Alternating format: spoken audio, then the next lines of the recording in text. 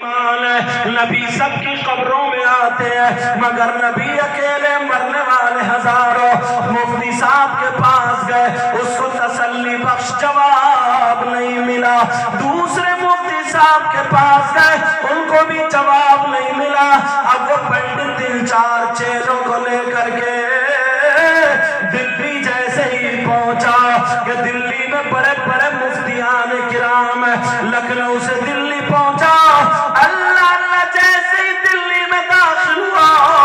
ایک فقیر مل گیا جس کی داڑھی دھول میں سنی ہوئی تھی اور دھوپ میں بھی سنی ہوئی تھی جب فقیر نے پنڈت کو دیکھا ماتھے پہ ٹیکا لگا ہوا تھا یہ فقیر کہنے لگا او جنتی پنڈت کہاں جا رہے ہو سبحان اللہ وہ چکر میں پڑ گیا کہ جنتی اور پھر پنڈت مگر فقیر تو فقیر تھا سمجھے آج کی طرح فقیر نہیں اور آج کی طرح پیر نہیں وہ فقیر اور پیر بڑے کام کیا ہوتے فقیر کہنے لگا جنتی پنڈت کہاں جا رہے ہو پنڈت بھی پڑھا لکھا تھا کافی اسٹڈی کی پڑھا ہوا اس نے کہا سنو تم میرے یہ دیکھ رہے ہو کہا جی پھر مجھے جنتی کیوں کہہ رہے ہو تمہارے مذہب کے اعتبار سے تو میں دوزخی ہوں تو پھر مجھے جنتی کیوں کہہ رہے ہو تو وہ فقیر کہنے لگا میں نے تیرے ماتھے کو دیکھا تو تیرے ماتھے کا ٹیکا نہیں دکھا بلکہ جنت میں تیرا مکان دکھائی دے گیا سبحان اس نے اللہ کہا میں کیسے مان لوں تو وہ فقیر کہنے لگا او جنتی پنڈت سن لے مجھے یہ بھی پتا تو دلی میں کس کام سے آیا ہے جس کام سے آیا ہے جو سوال کرنے آیا ہے اس کا جواب تو تجھے لکھنؤ ہی میں مل جائے گا سبحان اللہ آ گیا تو پھر اس نے کہا تجھے کیسے پتا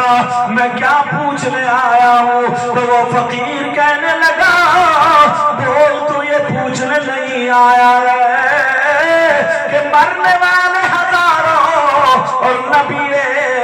سب کی قبروں میں کیسے چلے جاتے ہیں کہاں کہا چار باغ چلا جا لکھنؤ میں چلا جا وہاں پر ایک املی کا پیڑ کھڑا ہے اس املی کے پیڑ کے نیچے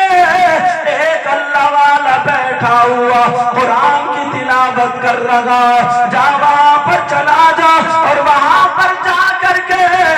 وہ اللہ والا تیرے سوال کا جواب دے دے گا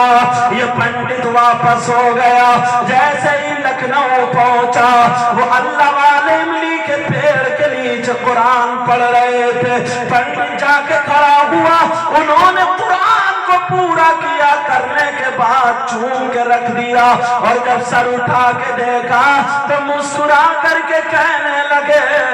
او جنتی پنڈت آ گئے سبحان اللہ سبحان اللہ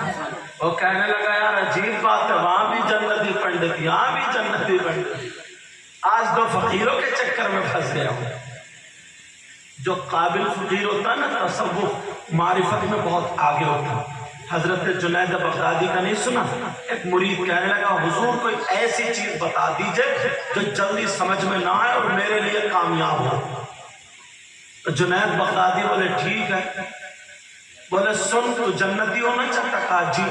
تو بولے حرام کھانا جھوٹ بولنا اور بیوی کو طلاق دینا ماں کے اوپر سونا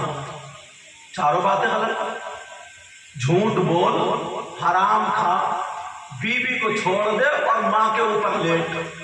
کتنی غلط باتیں چاہتا وہ تو چونکے اور حضور کیا کہہ رہے بولے جا اس کا جواب کچھ دنوں کے بعد ڈھونڈتا رہا ڈھونڈ ایک فقیر نے جواب اگر اجازت ہو تو جواب دے دوں جی کہا جھوٹ بول مطلب نیکی کر اور لوگوں سے کہے میں بہت بڑا گناہگار ہوں سبحان اللہ نیکی کر اور کنویں میں ڈال اس کا مطلب یہ لیکن آج کا دور بتاؤں کیا نیکی کر اور یوٹیوب پہ ڈال کہے میں ڈال نیکی کر اور یوٹیوب پہ ڈال فیس بک پہ ڈال ابھی لاک ڈاؤن کے اس میں نا 1 کلو دال بٹ رہی ہے تو 4 آدمی پکڑے پڑے 250 گرام، پھر بھی کم وقتوں نے نہیں دی، اسی دال کا دوسری جگہ فوٹو کھنچوا دیا 10 جگہ۔ مطلب لوگ اگر نوٹ دینے کے لیے جاتے، کئی مرتبہ میں نے دیکھا نوٹ مجھے دے رہے تھے اور اس کی طرف کو منہ کر ہوئے ایسے دے رہے تاکہ فوٹو آ جائے گا، تاکہ میرا فوٹو۔ تم نے دیکھا ہوگا نا نماز جنازہ میں بعض سوچتا ہے یار مجھے کسی نے دیکھا نہیں، تو دوسری یا پہلی صف میں ٹیڑھا کھڑا ہوتا اور پیچھے کہتا صفے سیدھی کر لیا صفے، اور خود ٹیڑھا کھڑا تاکہ دنیا دیکھ لے یہ بھی آیا۔ کہتا نہیں کہتا میں نے صفے سیدھی کر لیا صفے۔ اچھا بار اس کو بہت زور دیتے۔ بہرحال ذرا سنو، ابھی رہ گئی بات، کا جھوٹ بول، نیکی کر اور کنویں میں ڈال، نیکی کر ان لوگوں سے کہہ میں گناہ گار ہوں، اور حرام کھا، غصہ آ جائے اس کو کھا جا، اور تیری بیوی جو ہے وہ نرم نرم گدے ہیں بستر ہے، نرم نرم گدوں کو چھوڑ دے، تیری ماں زمین اور چٹائی ہے، اس مصلے اور چٹائی پر آ جا، تبھی تو جنتی ہوگا۔ اب ادھر وہ اللہ والا کہنے لگا کہ وہ جنتی پنڈت آ گئے، یہ چکر میں پڑ گیا، کہنے لگا میں کیسے مانوں کہ جنتی ہو، تم نے مجھے کیسے کہہ دیا، میں تو تمہارے مذہب سے تعلق نہیں رکھتا ہوں، میں تو ایمان والا نہیں ہوں، میں تو مسلمان نہیں ہوں، اور تمہارا مذہب یہ کہتا ہے اگر جس کے پاس ایمان نہیں وہ جنت میں نہیں جا سکتا۔ یہ اللہ والے بولے تیرا نام جنت میں لکھا ہوا ہے، تو جنت میں ضرور جائے گا۔ وہ کہنے لگا یہ بات میری سمجھ میں نہیں آ رہی ہے، اچھا یہ بتاؤ جو میں پوچھنے کے لیے آیا ہوں وہ مجھے بتاؤ، جو میرا سوال ہے اس کا جواب مجھے چاہیے۔ کہ یہ اللہ والے کہنے لگے وہ جنتی پنڈت یہ بتا تو سوال کرے گا تب میں جواب دوں گا، یا پھر میں بتا دوں تو پوچھنا کیا چاہتا ہے اور اس کا جواب دے دوں؟ تو پھر انہوں نے کہا یار بات تو بڑھیا ہو گئی۔ پنڈت جی کہنے لگے اب تمہیں ہی بتانا پڑے گا، میں تمہارے پاس پوچھنے کیا آیا ہوں، میں تمہارے پاس سوال لے کے کیا آیا ہوں؟ جب وہ اللہ والے کہنے لگے میرا سوال یہ ہے کہ نبی اکیلے ہیں، مرنے والے سینکڑوں ہیں، کوئی مکے میں، کوئی مدینے میں، کوئی ہندوستان میں، کوئی ترکستان میں، کوئی جاپان، بنگال، بہار، جہاں کئی مسلمان ہیں، نبی ان سب کی قبروں میں جاتے ہیں، تو ایک ہی وقت میں نبی سب کی قبروں میں کیسے چلے جاتے ہیں؟ ذرا یہ تو پوچھنے آیا تھا۔ تو وہ کہنے لگا ہاں میں یہی پوچھنے آیا تھا۔ اب اللہ والے کہنے لگے پنڈت جی سنو